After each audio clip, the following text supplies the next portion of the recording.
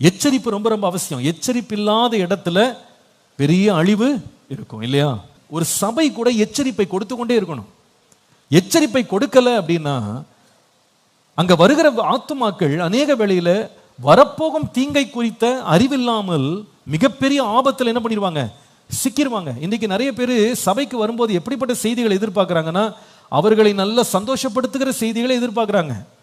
நிறைய பேர் தங்களை குதூகலப்படுத்துகிற செய்திகளை எதிர்பார்க்கிறாங்க. சில பேர் தங்களை உற்சாகமூட்டுற செய்தி தான் வரணும் அப்படின்னு எதிர்பார்க்கிறாங்க.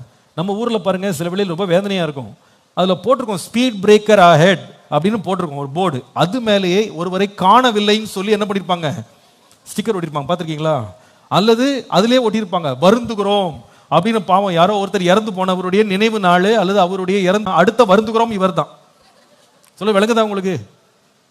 எச்சரிப்பை மறைக்க கூடாது. ஒரு சபை எச்சரிப்பான செய்திகளை கொடுப்பதில் ரொம்ப ஜாக்கிரதை. நீங்களும் நீங்க சபைக்கு வரும்போது ஆண்டவர்கிட்ட கேட்கணும், ஆண்டவரே என்னை ஆறுதல் படுத்தும் போது படுத்துங்க, என் காயங்கள் ஆற்றுறதுக்கு உமால முடியும். நீர் மெல்லிய சத்தத்தோடும் பேசுவீங்க, நீங்க ஆலோசனையும் கொடுப்பீங்க, நீங்க எனக்கு ஒரு தகப்பனை போல பேசுவீங்க, தாயை போல தேற்றுவீங்க, எல்லாம் நல்லது. ஆனா எச்சரிக்கை மறந்துடாதீங்க. ஆண்டவரே எனக்கு எப்போ எச்சரிப்பு தேவையோ என் மேல தயவு செய்து உடைய கண்களை வைத்து நான் போகிற பாதை சரியில்லை அப்படின்னா நீங்களாவது என்னோட என்ன பண்ணுங்க, பேசி என்னை எச்சரிங்க ஆண்டவரே, அப்பொழுது நான் நலமான பாதைக்கு திரும்பிடுவேன். ஹல்லேலூயா. கர்த்தர் ஒரு சபைக்கு நீங்க வரும்போது எச்சரிப்பான வார்த்தைகளை நம்முடைய தனிப்பட்ட வாழ்க்கை குறித்து, குடும்பத்தை பற்றி, நம்முடைய ஆவிக்குரிய வாழ்க்கை குறித்து கர்த்தர் பேசும்போது மனம் நொந்து போயிடக்கூடாது, சோர்ந்து போயிடக்கூடாது. இதெல்லாம் என்னங்க செய்தி, எப்போ பார்த்தாலும் எச்சரிக்கிறாங்க. இல்லை இல்லை, எச்சரிப்பு ரொம்ப அவசியம், ரொம்ப அவசியம். அருமையானவர்களே, எச்சரிப்பு ரொம்ப ரொம்ப அவசியம். எச்சரிப்பு பலகைகள். நம்ம வாழ்கிற உலகம் மிகுந்த தீமையினால் நிறைந்திருக்கு, மிகுந்த கேடான காரியங்கள் இருக்கிறது. நம்ம எச்சரிப்பு இல்லாமல் போவோமானால் நாம் மிகுந்த ஆபத்தில் நம்ம சிக்கிக்கொள்வோம். இப்போ கர்த்தர் என்ன பண்றாருன்னா, தரிசனத்தின் மூலமாக, சொப்பனங்கள் மூலமாகவும் என்ன பண்ணுகிறார், நடக்க போகிற காரியங்களை குறித்து எச்சரிக்கிற தேவனா இருக்கிறார். அந்த எச்சரிப்பை நாம் கேட்டு அசட்டை செய்து விடாதபடி ஜாக்கிரதையோடு எச்சரிப்புக்கு நாம் பதில் செய்ய வேண்டியது அவசியம். நான் நினைக்கிறேன், இந்த நோவா தேவ எச்சரிப்பை பெற்றான். ஆனால் அந்த எச்சரிப்பை அவன் அசட்டை செய்யலை. அந்த எச்சரிப்புக்கு சரியான பதில் கொடுத்தான், சரியான விதத்தில் இந்த எச்சரிப்பை கையாண்டான். கர்த்தருடைய நாமத்திற்கு மகிமை உண்டாவதாக. இந்த எச்சரிப்பை கவனிங்க, நோவா எப்படி எதிர்கொண்டான் தெரியுமா? முதலாவது என்ன தெரியுமா? அந்த வசனம் பாருங்க, விசுவாசத்தினாலே. எல்லாரும் சொல்லுங்க, எப்படி? விசுவாசத்தினாலே நோவா தற்காலத்திலே காணாதவைகளை குறித்து தேவ எச்சரிப்பை பெற்று பயபக்தி உள்ளவனாகி தன் குடும்பத்தை ரட்சிப்பதற்கு பேழையே என்ன பண்ணிட்டானா? என்ன ஆச்சரியமா இருக்கு. அப்ப அவன் பேழை உண்டு பண்ற அளவுக்கு அவன் இறங்கிட்டான் அப்படின்னா அதற்கு ஒரே ஒரு காரணம், முதல் காரணம் என்னன்னு கேட்டா அவனுக்கு இருந்த விசுவாசம். நான் சொல்லுவேன், தேவன் நமக்கு கொடுக்கும் எச்சரிப்புக்கு நாம் செய்ய வேண்டிய முதல் பதில் அல்லது செய்ய வேண்டிய முதல் காரியம் என்னன்னா, put your faith in God. Like Noah. Noah தேவன் மேல் முழு மனதாய் விசுவாசித்தான். கர்த்தருடைய வார்த்தையை அப்படியே விசுவாசி. நிறைய வேளையில கர்த்தர் நமக்கு கொடுக்கிற எச்சரிப்பின் சத்தங்களை நாம நம்புவதில்லை, அதான் பிரச்சனை. நாம் அதை விசுவாசிக்கிறது இல்லை. இதெல்லாம் ஒன்றும் ஆகாது, இப்படியெல்லாம் நடக்காது, கர்த்தர் கொடுக்கிற எச்சரிப்பெல்லாம் நமக்கு பொருந்தாது நினைக்கிறவங்க இருக்காங்களா இல்லையா? சொல்லுங்க. அநேக வேளையில தேவன் நம்ம கொடுக்கிற எச்சரிப்பின் வார்த்தைகள், வசனங்களை படிக்கும் போது நம்ம என்ன நினைச்சிடறோம் தெரியுமா? இதெல்லாம் மற்றவங்களுக்கு, இதெல்லாம் நமக்கு இல்லை. ஆவியானவர் நம்மளை எச்சரிக்கும் போது, வசனத்தை கொண்டு, தரிசனங்களை கொண்டு, தேவ மனிதர்களை கொண்டு எச்சரிக்கும் போது, இதெல்லாம் நமக்கு நடக்காது, நம்ம குடும்பத்தில் நடக்காது, இதெல்லாம் நம்ம வாழ்க்கையில எல்லாம் வராது அப்படின்னு நம்ம நினைக்கிறோம் பாருங்க. ஏன்னு சொன்னா, we don't believe the seriousness of God's word. எச்சரிப்பை கர்த்தர் கொடுக்கும் போது அந்த எச்சரிப்பை முதல்ல ஏற்றுக்கொள்ளணும், அதை நம்பணும். கர்த்தர் பேசுறாரு, கர்த்தர் சொல்றதை செய்யறதுக்கு அவர் வல்லவர் அப்படின்னு நம்ம விசுவாசிக்கணும் பாருங்க. நிறைய பேர் they take it very playfully, ரொம்ப விளையாட்டா எடுத்தாங்க. யூதாஸ் பாருங்க, கர்த்தர் அவனை எத்தனை முறை எச்சரித்தார், அது ஒரு முறையாவது அவன் ஏற்றுக்கொண்டானா? இதெல்லாம் எனக்கு ஆகாது, எனக்கு இதெல்லாம் நடக்காது. சீஷர்கள்ட்ட ஆண்டு எச்சரிக்கும் போது, ஆண்டவரே எல்லாரும் உண்மை மறுதளிச்சா கூட நான் என்ன பண்ண மாட்டேன், உண்மை மறுதளிக்க மாட்டேன். அவர் சொல்லுகிற வார்த்தை அவங்க என்ன பண்ணல, விசுவாசிக்கல. ஆனா நோவாவை பாருங்க, தற்காலத்துல ஒரு வெள்ளத்தை அவன் பார்க்கவே இல்லை. ஆனா தேவனுடைய எச்சரிப்பு அவனுக்கு வந்த போது அது என்ன செய்தான், விசுவாசித்தான். எல்லாரும் சொல்லுங்க, என்ன செய்தான்? முதல்ல நம்முடைய இருதயம் என்ன செய்யணும்னா, விசுவாசிக்கிறதுக்கு ஆண்டவரே இருதயத்தை சரி பண்ணுங்கன்னு சொல்லுங்க. விசுவாசிக்க முடியாதபடி என் இருதயத்தை நான் கடினப்படுத்தி இருந்தேன்னா, என் இருதயத்தை நீங்க குணமாக்குங்க ஆண்டவரே நம்ம கேட்கும். உம்முடைய வார்த்தையை நான் விசுவாசிக்காம போயிட்டேன்னா, நம்முடைய எச்சரிப்பை விசுவாசிக்காம போனா எப்படி நான் எச்சரிப்படைய முடியும்? எப்படி என் வழிகளை நான் திருப்ப முடியும்? ஆண்டவரே, எச்சரிப்படை எனக்கு கிருபை தான். சில இடத்துல பாருங்க, கார்ல போகும்போது போட்டிருப்பாங்க டேஞ்சரஸ் கர்வ் அஹெட் அப்படின்னு போட்டிருப்பாங்க, ஆபத்தான வளைவு அப்படின்னு போட்டிருப்பாங்க. சில டிரைவர் பார்த்தீங்கன்னா சொல்லுவாங்க, அதெல்லாம் மற்றவங்களுக்கு அப்படின்னு அந்த இடத்துல தான் வேகத்தை காட்டுவாங்க. ஆனால் கண்ணை மூடி திறக்கிறதுக்குள்ள எல்லாமே நாசமாயிடும். அவங்க அதை மட்டும் கொஞ்சம் நம்பி இருந்தாங்கன்னா, அது கொஞ்சம் அதை விசுவாசிச்சிருந்தாங்கன்னா, அது வந்து ஆபத்தான ஒரு இடம் போட்டிருக்காங்க, எழுதி போட்டிருக்காங்க, கொட்டை எழுத்துல எழுதியிருக்காங்க, கொஞ்சம் நம்ம பணிஞ்சு போவோம், கொஞ்சம் தாழ்த்திக்கிடுவோம் அப்படின்னு அவங்க சொல்லியிருந்தா அவங்க உயிரை காப்பாற்றிருப்பாங்க, தங்க உடைமைகளை காப்பாற்றிருப்பாங்க, தங்க பிள்ளைகளை காப்பாற்றிருப்பாங்க இல்லையா? ஆண்டவரே, இந்த நோவாவுக்கு இவ்வளோ பெரிய விசுவாசம் இருந்துச்சப்பா, நான் பார்த்தா தான் விசுவாசிப்பேன் அவன் சொல்லலை. காணாதவைகளை குறித்து தேவ எச்சரிப்பு பெற்ற போது விசுவாசித்தார். தேவன் நம்ம எச்சரிக்கும் போது முதலாவது நம்ம செய்ய வேண்டியது என்ன சொல்லுங்க? சத்தமா சொல்லுங்க, என்ன செய்யணும்? விசுவாசிக்க வேண்டும். எல்லாரும் சொல்லுங்க, ஆண்டவரே விசுவாசிக்க கிருபை தாங்க. அந்த வார்த்தையை நம்புறது கிருபை தாங்க ஆண்டவரே. இதெல்லாம் எனக்கு நடக்காதுன்னு மட்டும் யாரும் சொல்லிடக்கூடாது. ஆண்டவரே, உங்களுடைய வார்த்தையை நான் விசுவாசிக்க எனக்கு. அப்போ எச்சரிப்பு வரும்போது முதலாவது you have to take it with faith. அது காணாமல் இருக்கலாம், அதுக்கு சாத்தியமே இல்லாத போல் தெரியலாம், ஆனால் எச்சரிப்பு வருது, நான் அதை விசுவாசிக்கிறேன். அதான் முதலாவது காரியம். ரெண்டாவது பாருங்க, நோவா செய்த காரியம் என்ன? அதே எபிரேயர் 11ஆம் அதிகாரம் 7ஆம் வசனம். விசுவாசத்தினாலே நோவா தற்காலத்திலே காணாதவைகளை குறித்து தேவ எச்சரிப்பு பெற்று பயபக்தி உள்ளவனாகி. நோவா பயபக்தி உள்ளவனானான். இன்றைக்கு பொதுவா இந்த பயபக்தி, தேவனை கண்டு பயப்படுறது, அவருடைய வார்த்தையை கேட்டு பயப்படுற பயத்தை வந்து இன்னைக்கு அநேகர் வேண்டாம்னு சொல்றாங்க. அப்படிலாம் பயப்பட வேணாங்க அப்படின்னு சொல்றாங்க. சிலர் அதை போதிக்கிறாங்க. அந்த மாதிரி ஒரு டீச்சிங் வந்து இன்னைக்கு நிறைய பேருக்கு ரொம்ப பிடிச்சிருக்கு. அது ரொம்ப நிறைய பேர் வந்து அதை ஏற்றுக்கொள்றாங்க. I very sorry for them. நம்ம எல்லாம் விசுவாச பிரமாணத்துக்குள்ள வந்துட்டோம், நமக்கெல்லாம் பயம் இல்லைன்னு நினைக்கிறாங்க. அப்படி கிடையாது. நோவா வந்து ஒரு நீதிமான். தேவ எச்சரிப்பை பெற்ற போது அவன் பயந்தான். தெய்வீக ஒரு பயம் அவனுக்குள்ள வந்தது. நல்லா கவனிங்க. நீங்க நிறைய பேர் நினைக்கிறாங்க நம்முடைய தேவன் வந்து பயப்பட தேவையில்லைன்னு நினைக்கிறாங்க. Because they don't have a proper understanding of who God is. தேவன் எப்படிப்பட்டவர் என்ற சரியான ஒரு புரிதல் இல்லாததுனால இன்னைக்கு புதிய ஏற்பாட்டில் வந்து தேவனை ஒரு ரொம்ப விளையாட்டான ஒரு காரியமாக பார்க்குறாங்க இல்லையா?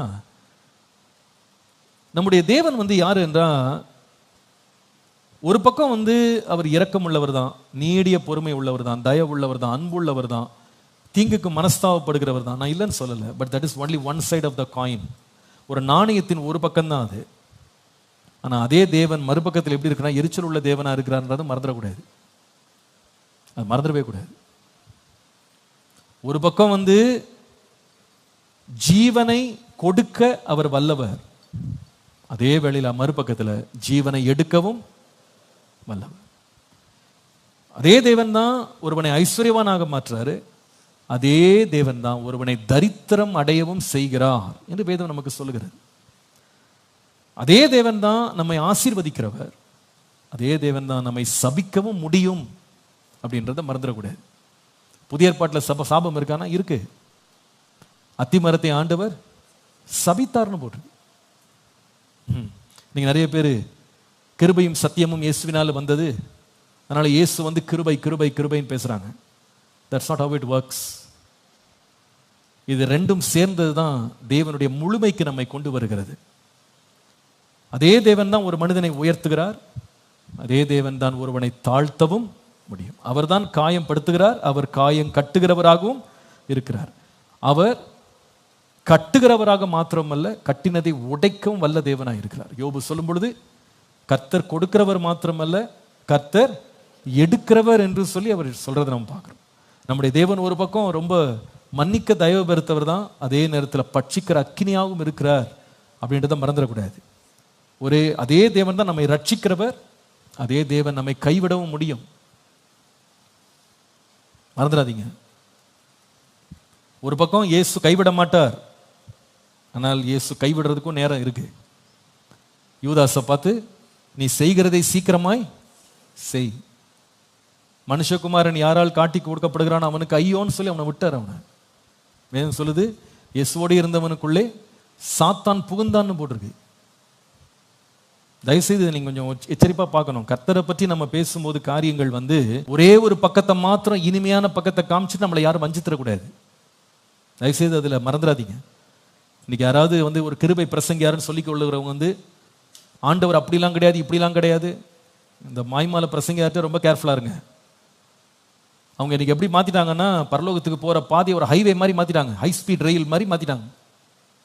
No stopping, no trouble, no problems, அப்படியே எல்லாம் திறந்த வாசல் தான். அப்படி கிடையாது. அவர் திறக்கிறவர் மாத்திரமல்ல, பூட்டுகிறவர்னு வாசிக்கிறோம். அவர் நன்மை மாத்திரம் இல்ல, தீமை கூட கர்த்தரால் செய்ய முடியும்ன்றதை மறந்துடாதீங்க. அதனாலதான் தேவன் நோவா தேவ எச்சரிப்பு பெற்றான்னு ஏன் போட்டிருக்கு? அவன் பயபக்தி உள்ளவனானான்னு ஏன் பெற்றிருக்கா? தேவனை குறித்த ஒரு சரியான புரிதல் அவனுக்கு இருந்தது. நல்லா கவனிங்க, தேவனுடைய உண்மையான தன்மை என்ன என்பதை குறித்த சரியான புரிதல் நமக்கு இல்லை என்றால் ஒரு மாயமான நம்பிக்கையில வாழ ஆரம்பித்து விடுவோம். இது என்னன்னா, தேவனை பற்றி முழுமையாக அறியாவிட்டால் ஒரு மாயமான நம்பிக்கை, அதாவது எல்லாமே நல்லதுதான் நடக்கும், தேவன் எப்பவுமே எனக்கு நன்மை தான் செய்வாரு, தேவன் எதையுமே கண்டுகொள்ள மாட்டார், எல்லாத்தையும் மன்னிச்சிருவாரு, அவற்றிலிருந்து எந்த தீமையுமே வராதுன்னு சொல்ற ஒரு ஃபால்ஸ் ஹோப் நமக்குள்ள கிரியேட் ஆயிடும். இன்னொன்று பெரிய ஆபத்து என்னன்னு கேட்டா, a dangerous carelessness. என்னன்னா, எச்சரிப்பு இல்லாம வாழ்ற ஒரு வாழ்க்கை ஆபத்தான ஒரு வாழ்க்கைக்கு நம்மளை கொண்டு போயிடும். நம்ம வாழ்க்கையில கொஞ்சம் கூட கட்டுக்கோப்பு இல்லாமலே வாழ ஆரம்பிச்சிடும். ஏன்னா கர்த்தர் தான் எப்பவுமே இரக்கம் உள்ளவராச்சு, எப்பவுமே கிருபை உள்ளவராச்சு, அவர்கிட்ட என்ன வந்துடும்? ஒன்றும் வராது. அதான் ஒரு போதகர் பிரசங்கம் பண்ணுறது நான் கேட்டேன், ரொம்ப வேதனையாக இருந்தது. அவர் சொல்கிறாரு, பழைய ஏற்பாட்டில் சீனாய் மலையில் அக்கினியும் எரிமலையா அக்கினியா புகையா ஆண்டவர் மலை மேலே இறங்கினாராம். அந்த மலையில் இறங்கும் போது ஜனங்கள் எல்லாம் பயந்துட்டு கர்த்தர் எங்களோடு பேச வேண்டாம் பேச வேண்டாம்னு அலறினாங்களாம். ஆனால் புதிய ஏற்பாட்டில் தேவன் எப்படிப்பட்டவர்னா, கல்வாரி மலையில் அவர் அப்படியே இரக்கத்தின் அப்படியே சொரூபமாக அப்படியே இருக்கிறாராம். அதனால பழைய ஏற்பாடை இப்போ பிரசங்கம் பண்ணவே கூடாது. பழைய ஏற்பாட்டிலலாம் ஒரே இடி மின்னலும் ஒரே புகையும் பயமுறுத்தலும் இருக்கும். புதிய ஏற்பாட்டில் அதெல்லாம் கிடையாது, மறந்துடாதீங்க. புதிய ஏற்பாட்டிலையும் தேவன் அதே பட்சிக்கிற அக்கினி தான், அதே எபிரேயர்ல தான் வாசிக்கிறோம். பழைய ஏற்பாட்டில் எழுதப்படல, புதிய ஏற்பாட்டில் எழுது தேவன் பட்சிக்கிற அக்கினியா இருக்க. பழைய ஏற்பாட்டில் எழுதல, புதிய ஏற்பாட்டிலாம் எழுதியிருக்குன்னு மறந்துடக்கூடாது. தேவனுடைய கோபாக்கினை பழைய ஏற்பாட்டில் மட்டும் விழல, நம்முடைய ரட்சகராகிய இயேசு கிறிஸ்துவின் மேல் அந்த ஆக்கினை நமக்காக விழுந்ததுன்றதை மறந்துடாதீங்க. நம்முடைய பாவத்திற்காக இயேசு என்ன செய்யப்பட்டார்? தண்டிக்கப்பட்டார். புதிய ஏற்பாட்டு சபையில எச்சரிப்பே இல்லைன்னு நினைச்சிடாதீங்க. உங்களுக்கு தெரியும், அனனியா சப்பீரால் இறந்தது வீட்டில் இல்லை, எங்க? கர்த்தருடைய ஆலயத்துல தான், இல்லையா? ரொம்ப ஜாக்கிரதையா இருக்கணும். அதனால கர்த்தர் இப்போ நிறைய பேர் நினைக்கிறாங்க, பழைய ஏற்பாட்டில் ஆண்டவர் ரொம்ப யங்கா இருந்தாரு, போட்டு அடி அடிச்சாரு, புதிய ஏற்பாட்டில் ரொம்ப வயசாகி போயிட்டாரு, அதனால இப்போ யாரையும் அடிக்கிறது இல்லை, கொஞ்சிக்கிட்டு இருக்காருன்னு நினைக்கிறாங்க. That's not how it is. நம்முடைய தேவன் நேற்றும் இன்றும் என்றும், நல்ல விளங்கிக் கொள்ளுங்க அதை. அவர் அன்றைக்கு எப்படி இருந்தாரோ அப்படிதான் இன்னைக்கு இருக்கிறார். நாம மாறலாம், அவர் மாற மாட்டார். நம்ம வசதிக்கு ஏற்ற மாதிரி உபதேசங்களை மாற்றி திரிச்சு நம்ம செய்கிற பாவங்களுக்கு ஏற்ற மாதிரி இன்னைக்கு எல்லாரும் உபதேசத்தை மாத்துறாங்க, உபதேசிக்கிறவர்களை மாத்துறாங்க, உபதேசிக்கிறவர்களை தங்கள் காதுக்கு இனிமையானவர்களை தெரிந்து கொள்றாங்க. அதை நம்ம செய்யலாம். கர்த்தர் மாற மாட்டார், அவர் அப்படியேப்பட்டவர் தான். அவர் என்னைக்கு எப்படி அவர் அவர் அவர் ஆதியும் அந்தவுமானவர், துவக்கம் முடிவுமானவர். அவரில் எந்த மாற்றமே கிடையாது. வேற்றுமை நிழல் என்பது அவர்கிட்ட கிடையாது. அதனால பழைய ஏற்பாட்டில் வேற மாதிரி இருந்தார், இப்ப புதிய ஏற்பாட்டில் மாறிட்டார்லாம் நினைக்காதீங்க. He is the same. Noah பயபக்தி உள்ளவனானான் அப்படின்றது பழைய ஏற்பாட்டில் எழுதப்படலை, புதிய ஏற்பாட்டில் எழுதப்படல. நல்லா கொஞ்சம் கவனிச்சுக்கிட்டு ஜாக்கிரதையா இருந்துக்கணும். அதனால இப்பெல்லாம் பயம் தேவையில்லை, தேவ பயமே தேவையில்லை. நான் அதை பத்தி நிறைய பேச முடியும்.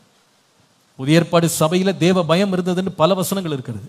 சபைகள் தேவ பயத்தோடு நடந்து பெருகினது என்று வாசிக்கிறோம். கர்த்தருக்கு பயப்படுகிற பயத்தோடு நடந்து பெருகின.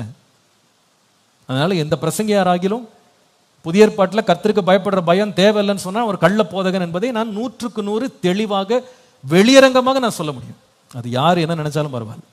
ஒரு தேவ மனுஷன் என்று சொல்லிக் கொள்ளுகிறவன், ஒரு பிரசங்கியார், நீங்க எங்கேயாவது ஒரு பிரசங்கம் கேட்டு நீங்க தேவனுக்கெல்லாம் பயப்பட வேணாம், ஏன்னா புதிய ஏற்பாட்டின் தேவன் பயமுறுத்துகிறவர் அல்ல, அவரை பார்த்து நம்ம பயப்படவே பட வேணாம், அவர் ரொம்ப இரக்கம் உள்ளவர், கிருபை உள்ளவர்னு பிரசங்கம் பண்றாங்கன்னா அவங்களுக்குள்ள அந்தி கிறிஸ்துவின் ஆவி தான் இருக்கே தவிர அவங்க இயேசுவின் சுவிசேஷத்தை அவங்க பிரசங்கம் பண்ணல அப்படின்றத நான் இந்த மேடையிலிருந்து தெளிவாக நான் சொல்ல முடியும். அவங்க ஒரு கள்ள போதகன் என்பதை நீங்க நல்ல விளங்கிக் கொள்ளுங்க. நீங்க தொடர்ந்து அவங்க பிரசங்கங்களை கேட்காதீங்க, உங்களை வஞ்சித்துக் கொள்வீங்க. அவங்க தங்கள் மேலேயே வஞ்சனையை அவங்க வல்வித்து தங்களுக்கு வரும் கேடை அறியாம அவங்க பேசிட்டு இருக்காங்க. இது உபதேசம் அல்ல, வேதம் அல்ல. வேதம் என்ன சொல்லுதுன்னா, புதிய ஏற்பாட்டுல தேவ எச்சரிப்பை பெற்று நோவா பய பக்தி உள்ளவன் ஆனான். ஏன் தெரியுமா? அவனுக்கு தெரியும் கர்த்தர் சொன்ன வார்த்தை அவர் நிறைவேற்ற வல்லவர், அவர் பயங்கரமான தேவன், அவர் இரக்கமுள்ளவர் தான், அதே நேரத்தில் ரொம்ப பயங்கரமானவர். அவர் என்ன செய்யணும்னு நினைச்சிட்டாரோ அதை செஞ்சிருவார். அவர் சொன்ன வார்த்தை ஒண்ணு கூட தரையில விழாது, சொன்னதை அப்படியே செஞ்சிருவார். அவர் எதையும் செய்ய வல்லவர், வல்லவர். அவரோட வல்லமை இன்றைக்கு குறைந்து போகவே இல்லை, மறந்துடாதீங்க. இன்றைக்கும் வல்லமை குறைஞ்சு போகல. இனி வரப்போகிற இயேசு கிறிஸ்து நியாயாதிபதியாக தான் வரப்போறாரு. அவனுடைய கிரியைக்கு தக்க பிரதிபலன் என்னோடு வருதுன்னு ஆண்டவர் சொன்னார். நீதியா இருக்கிறவன் நீதியாயிரு, அநீதியா இருக்கிறவன் அநீதியாயிரு, பரிசுத்தமா இருக்கிறவன் இன்னும் பரிசுத்தமாகு, அசுத்தமா இருக்கிறவன் இன்னும் அசுத்தமாக. ஆனா கிரியைக்கு எல்லாத்துக்கும் பலன் வருது, மறந்துடாதுன்னு. அதனால தேவனை நியாயாதிபதியா நம்ம எப்பவுமே பார்க்கணும்.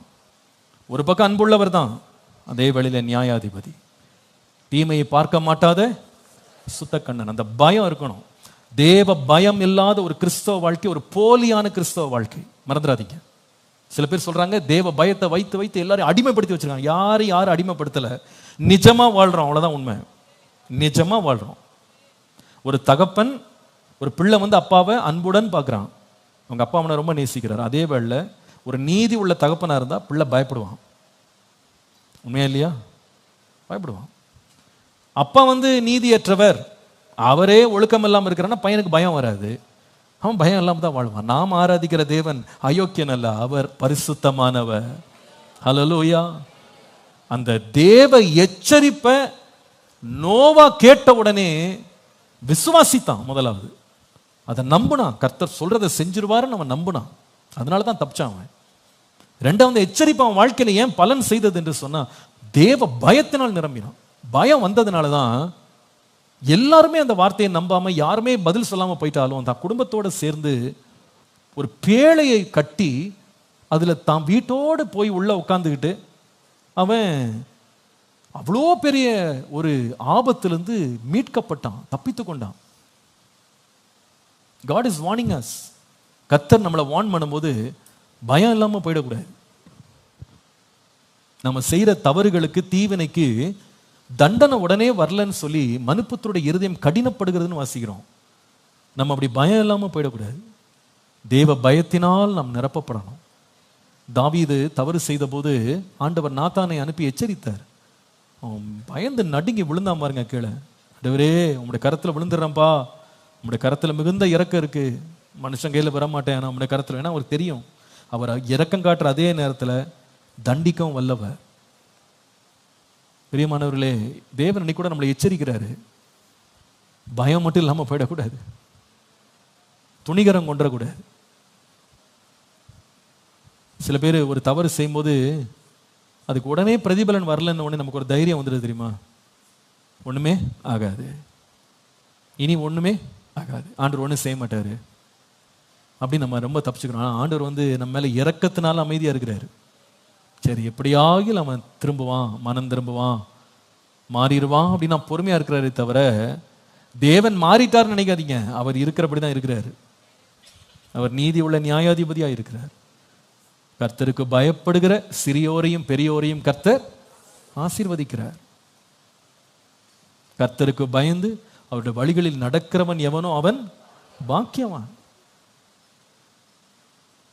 கர்த்தருக்கு பயப்படுற பயம் நோவாவுக்குள்ள இருந்தது, அதனாலதான் அவன் தப்பித்து கொண்டான். தேவ பயம் இல்லாம இருந்திருந்தா நிச்சயமா அந்த அழிவில் அவனும் சேர்ந்து என்ன செய்திருப்பான்? அழிந்திருப்பான். பிரியமானவர்களே, நம்ம வாழ்க்கையில தேவ எச்சரிப்பை பெறும்போது நமக்குள்ள ஒரு பயம் உண்டாகும். கர்த்தர் பேசுறாரு, எச்சரிக்கிறார். இதோட பின்விளைவு என்னவா இருக்கும்? ஆண்டவரே நான் பயப்படுறேன்ப்பா, நான் பயந்து உன் பக்கம் திரும்புறேன், நான் பயந்து உன் பக்கம் திரும்புறேன். ஆண்டவரே, கர்த்தருக்கு பயப்படுகிறது ஞானத்தின் ஆரம்பம்னு வாசிக்கிறோம். கர்த்தருக்கு பயப்படுகிற பயம் நம்மை தீமையை விட்டு விலக்கும். கர்த்தருக்கு பயப்படுற பயம் நமக்கு ஒரு பெரிய பாதுகாப்பு, ஒரு பெரிய அரண். கர்த்தருக்கு பயப்படுற பயத்தை ஒரு பலவீனமாக நினைக்காதீங்க. கர்த்தருக்கு பயப்படுகிற பயம் தான் நமக்கு பெரிய பாதுகாப்பு. கர்த்தருக்கு பயப்படுகிற பயம் நமக்கு நன்மையை கொண்டு வரும், நமக்கு ஆசீர்வாதத்தை கொண்டு வரும், பாக்கியத்தை கொண்டு வரும். தேவன் எச்சரிக்கும் போது பயப்படாம துணிஞ்சு போயிடக்கூடாது. அந்த நடுக்கத்தோட வசனத்தை கேட்கணும். நிறைய பேர் நம்ம வசனம் கர்த்தர் நம்மகிட்ட பேசும்போது தம்முடைய தாசர்களை கொண்டு வார்த்தையை நமக்கு எச்சரிப்பா கொடுக்கும்போது டிவி ஆஃப் பண்ணிட்டு போயிடுவாங்க. நாங்கள் என்ன நினைக்கிறாங்க தெரியுமா? டிவி ஆஃப் பண்ணிட்டா, மெசேஜை ஆஃப் பண்ணிட்டா, அதுக்கு விரோதமாக ஒரு கமெண்ட்டை போட்டா ஏதோ சாதிச்சிட்டோம்னு நினைக்கிறாங்க. பேசுகிறது நாம அல்ல, பரிசுத்த ஆவியானவர் பேசுறாரு. ஏன் சொல்றது? அன்றைக்கு பழைய ஏற்பாட்டை காமிச்சிட்டு சொல்றாரு, அன்றைக்கு உங்கள் பிதாக்கள் வனாந்திரத்தில் தங்கள் இருதயத்தை கடினமாக்கி தேவனை கோபம் மூட்டினது போல நீங்க கோபம் மூட்டாதபடி எச்சரிப்பாருங்கன்னு போட்டிருக்கு. பழைய ஏற்பாடுலாம் வேறப்பா, இப்பெல்லாம் புது கட்டளை, அவங்கள பத்தி கவலைப்படாத, இப்போ நீ நல்லா ஜாலியாக ஆடிக்கிட்டே வான்னு சொல்லல ஆண்டவர். பழைய ஏற்பாட்டை காமிச்சிட்டு சொல்றாரு, அவங்க எல்லாம் நான் வசனம் அனுப்புனேன், எச்சரிப்பை கொடுத்தேன், அவங்கெல்லாம் இருதயத்தை கடினப்படுத்தினாங்க, அத்தனை பேரையும் அழிச்சு போட்டேன், அதை பார்த்து நீ எச்சரிப்பட. அவைகள் எல்லாம் அவர்களுக்கு திருஷ்டாந்தங்களாக எழுதப்பட்டது, நமக்கோ அவைகள் எச்சரிப்பு உண்டாகும்படி எழுதப்பட்டிருக்கு. நமக்கெல்லாம் எச்சரிப்பு உண்டாகிற கர்த்தர் எழுதியிருக்கிறார். டு வார்ன் அஸ், கர்த்தர் எழுதி வச்சிருக்கிறார்.